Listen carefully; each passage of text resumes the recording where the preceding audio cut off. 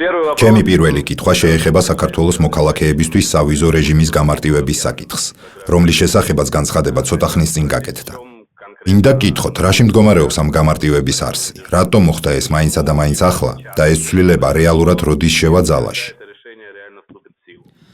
პირველ რიგში, დიდი მადლობა, რომ დაინტერესდით ამ საკითხით და დამიკავშირდით. სასიამოვნოა წინა საახალწლო დღეებში ქართულ საინფორმაციო საშუალებებთან დაკავშირება.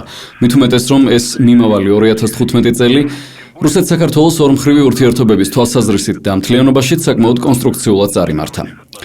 ჩვენ შევძელით წინ წავსულიყავით. წინ წავწეულიყავით ამ მიმართულებით. ეს ყველაფერი მაინც ხდება მიუხედავად ზოგიერთი ქართველი პოლიტიკოსის მცდელობისა, რომლებიც ცდილობენ დაგვაბრუნონ მიხეილ სააკაშვილის ეპოქაში და ხელი შეუშალონ ურთიერთობათა დარეგულირებას. საბედნიეროდ ისინი ამას ვერ ახერხებენ და ჩვენ ვაგრძელებთ წინსვლას. იმედი მაქვს, რომ საქართველოს განახლებული მთავრობა ასევე განაგრძობს პრაგმატულ, ორივე მხარისთვის ხელსაყრელ პოლიტიკას. ამისთვის ვფიქრობ, საკმაოდ ხელსაყრელი პირობებია შექმნილი. რაც შეეხება უვიზო რეჟიმის საკითხს, მოკლედ ვიტყვი, პირველ რიგში. ასეთი მასშტაბური ცვლილებისთვის ჩვენ საკმაოდ დიდ ხანს ვემზადებოდით. ეს საკითხი დღის წესრიგში დადგა 2012 წლის ბოლოდან. ახლა ვიზების გაცემის ახალი ფორმა შევიდა ძალაში. ფაქტობრივად, ნებისმიერ ადამიანს, მიუხედავად ეროვნებისა, ნათესაური თუ არანათესაური კავშირისა, შეუძლია მოიწვიოს რუსეთის ფედერაციაში ნებისმიერი ადამიანი. ამისთვის საკმარისი იქნება შესაბამისი მოწვევის გაფორმება მიგრაციის ფედერალური სამსახურის რეგიონულ ოფისში. მოკლედ სქემა, რომელიც ახლა მოქმედებს ძალაში, შევიდა 23 დეკემბერს. არ ვიცი ახალ წელს როგორ მოესწრება, მაგრამ შობის დღესასწაულზე და უკვე შემდეგ მოწვევებისა და მსგავსი კონტაქტების რიცხვი ვფიქრობ მნიშვნელოვნად გაიზრდება. რაც შეეხება სხვა საკითხებს, მე არ ვისაუბრებ ვაჭრობაზე, ეს ძალიან პროზაულია და მსგავს საკითხებზე საუბარი არ არის მიღებული წინა საახალწლოდ. თუმცა აქვე ვიტყვი, რომ რუსეთის მოქალაქეების საახალწლო სუფრაზე უკვე დამკვიდრდა ქართული ღვინო, ბორჯომი, ქართული ხილი და ბოსტნეული და ეს რა თქმა უნდა ძალიან სასიხარულოა. მიუხედავად იმისა, თუ რა ხდება ეკონომიკასა და ვაჭრობაში, რუსეთს სტაბილურად უჭირავს მესამე-მეოთხე ადგილი საქართველოს სავაჭრო პარტნიორთა შორის. ჩვენი ბაზარი კი კვლავაც რჩება მთავარ ბაზრად ქართული ღვინის მწარმოებლებისთვის. ენერგეტიკის სფეროსაც რომ შევეხოთ, დღეს აქტიურად მიდის მსჯელობა ამ საკითხზე. ენერგეტიკის მინისტრი კახი კალაძე აწარმოებს შეხვედრებს გაზპრომის წარმომადგენლებთან.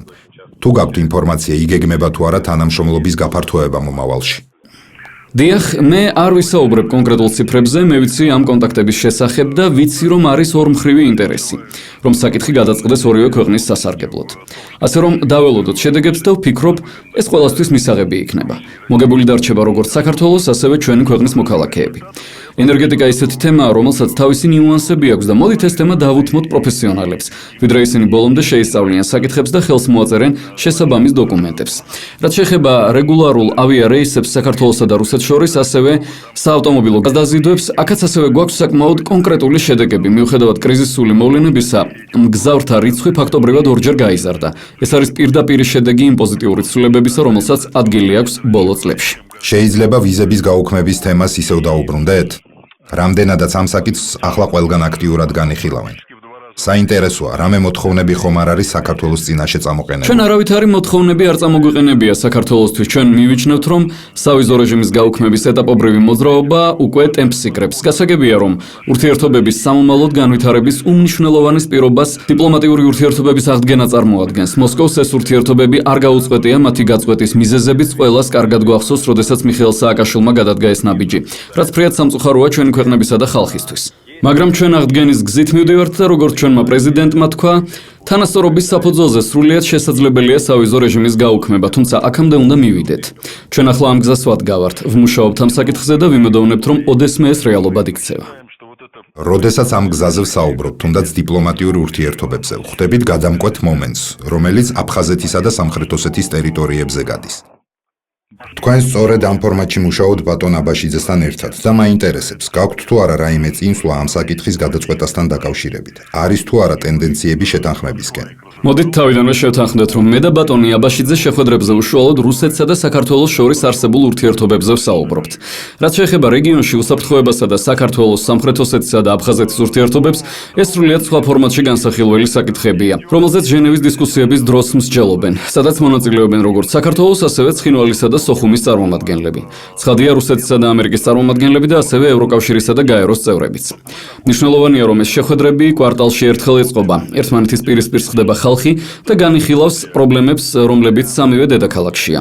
განიხილავენ პროვოკაციებისა და ინციდენტების აღსაკვეთ ზომებს და იმ ღონისძიებებს, რომელიც უნდა გატარდეს. თუ კი ღმერთმა არქმევს და ამ ინციდენტის შედეგად ვინმე დაზარალდება. ამისათვის არის შექმნილი ჩემი აზრით კარგად აწყობილი მექანიზმი, რომელიც ინციდენტების აცილებას ემსახურება და კარგადაც ართმევს თავს დაკისრებულ დავალებას. ეს მექანიზმი სამხრეთ ოსეთის და საქართველოს საზღვარზე მოქმედებს. ძალიან სამწუხაროა, რომ საქართველო-აფხაზეთის საზღვარზე დიდი ხნის განმავლობაში კარგად მომუშავე ეს მექანიზმი რაღაც სტატუსის საკითხებიდან გამომდინარე ახლა უბრალოვდება, მაგრამ მაინც გვაქვს იმედი, რომ ეს მექანიზმი ამუშავდება და ამ რეგიონში მცხოვრებ ხალხს დაიცავს მოულოდნელი ინციდენტისა და დანაშაულებისაგან. მოკლედ რომ ვთქვა, მათ მშვიდობიან ცხოვრებასა და სიხარულს შეუწყობს ხელს.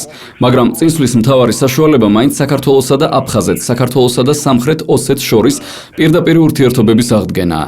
რა ფორმით მოხდება ეს? აღიარების ფორმით თუ სახელმწიფოთა შორისი კავშირების განვითარების გზით, ეს დამოკიდებულია თბილისის, სოხუმისა და ცხინვალის პოლიტიკურ გადაწყვეტილებაზე.